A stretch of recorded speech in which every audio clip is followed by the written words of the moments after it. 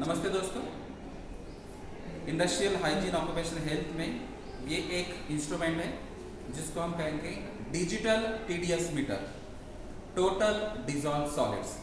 तो नॉर्मली ये एक्चुअली आपके हेल्थ से ओरिएंटेड है, क्योंकि टीडीएस जनरली हम जो ड्रिंकिंग वाटर या जिसको पोर्टेबल वाटर कहते हैं, और उसका मेन रेफरेंस जो है वो है IS 10500।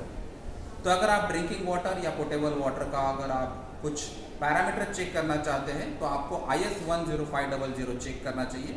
अगर आप बाकी कोई वेस्ट वाटर होगा या एफ्लुएंट वाटर होगा या और कोई टाइप का वाटर अगर होता है तो वहाँ पर भी अगर आप ये TDS चेक करते हैं तो कुछ थंब रूल्स या कुछ फार्मूला कैलकुलेशन बेसिस पे आप अलग अलग जो टेस्ट है या फिर पैरामीटर से वो भी एक जज कर सकते हैं। एक्यूरेट रीडिंग तो नहीं आ सकते, लेकिन आप TDS के बेसिस पे TSS यानी कि टोटल सस्पेंडेड सॉलिड्स या फिर हार्डनेस कितना होता है वो भी आपको एक जजमेंट आता है। तो नॉर्मली सॉल्ट जो वाटर में डिजॉल्व होते हैं तो उसको हम TDS टोटल डिजॉल्व सॉलिड्स कहेंगे, और जो सॉल्ट्स वाटर में अवेलेबल है लेकिन सस्पेंशन फॉर्म में है तो उसको हम कहेंगे टोटल सस्पेंडेड सॉलिड्स। और इसका कॉम्बिनेशन जो होता है total suspended solids plus total dissolve solids, ये टोटल सॉलिड्स होंगे वाटर में। ठीक है, तो नॉर्मली कोई भी वाटर या फिर जो ड्रिंकिंग वाटर है उसके बेसिस के लिए आपको TDS मेजरमेंट करना ज़रूरी है। जैसे हम डे टू डे लाइफ में भी हम अलग अलग इंस्ट्रूमेंट्स यूज़ करते हैं वाटर प्योरिफिकेशन के लिए, तो ये इसके लिए एक सिंपल सा TDS मीटर है। तो TDS मीटर में अगर आप देखेंगे तो सिंपल इसमें ऑन ऑफ, टेम्परेचर और होल्ड, ये 3 बटन्स हैं।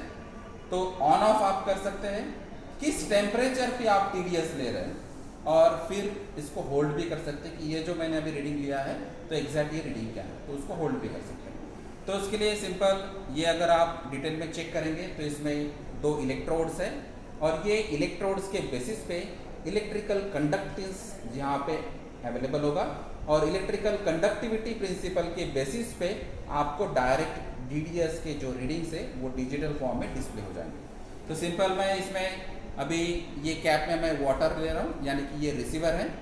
तो अभी मैंने सिंपल मेरे जो बॉटल है बॉटल में का ही वाटर यूज़ किया है, और यहाँ पे आपको सिर्फ वर्किंग में ये डीप करना है, यानी कि सिंपल लॉजिक है कि ये जो इलेक्ट्रोड्स है इसमें डीप होने चाहिए बस।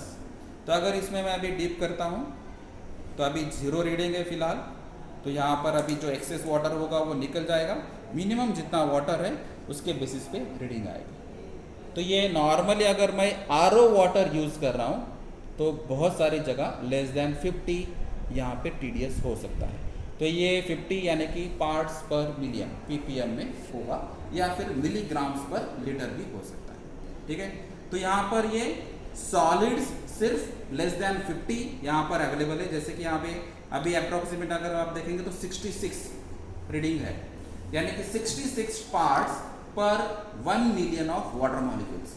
तो 1 मिलियन अगर वाटर मॉलिक्यूल्स वहाँ पे रहेंगे तो वहाँ पे सिर्फ 6 पार्ट वहाँ पे सॉलिड्स होंगे।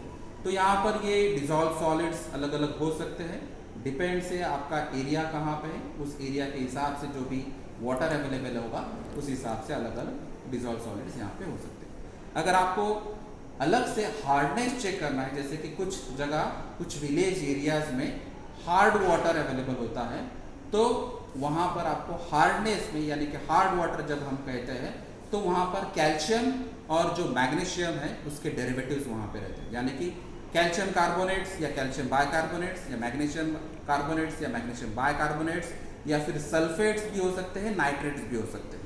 तो मेजॉरिटी केसेस में कार्बोनेट, बाइकार्बोनेट, सल्फेट और नाइट्रेट ये एलिमेंट वहाँ पे अगर होंगे तो वहाँ पर हार्डनेस हाइयर साइड में जाएगा।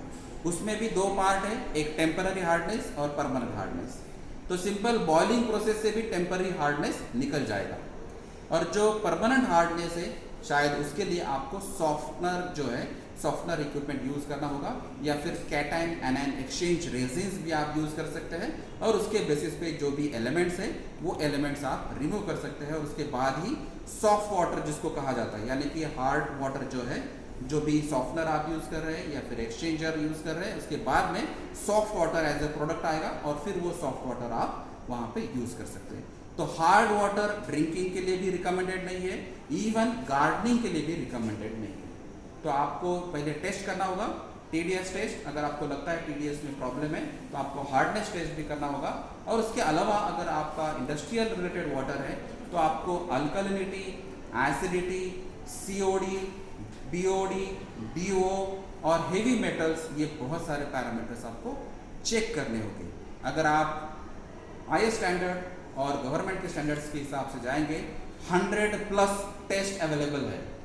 जो हैंडबुक्स अवेलेबल है उसमें 114 के आसपास टेस्ट अवेलेबल है, और उसमें से कम 10 से 15 टेस्ट के बाद ही आपको एग्जैक्ट वाटर का कैरेक्टरिस्टिक्स पता चलता है। लेकिन अगर आपको ये डेली बेसिस पे पॉसिबल नहीं है तो आपको एटलीस्ट 1 या 2 टेस्ट के बाद में आपको एक जजमेंट आएगा। स्पेशली जब मैं पोर्टेबल या ड्रिंकिंग वाटर की बात कर रहा हूँ तो 100 TDS 200 TDS के हिसाब से आपको कोई प्रॉब्लम नहीं होता है। ठीक है, तो ये अभी 66 यहाँ पे TDS है, यानी कि ये पोर्टेबल यानी कि ड्रिंकिंग के लिए ये बेस्ट है, कोई प्रॉब्लम नहीं। Thank you.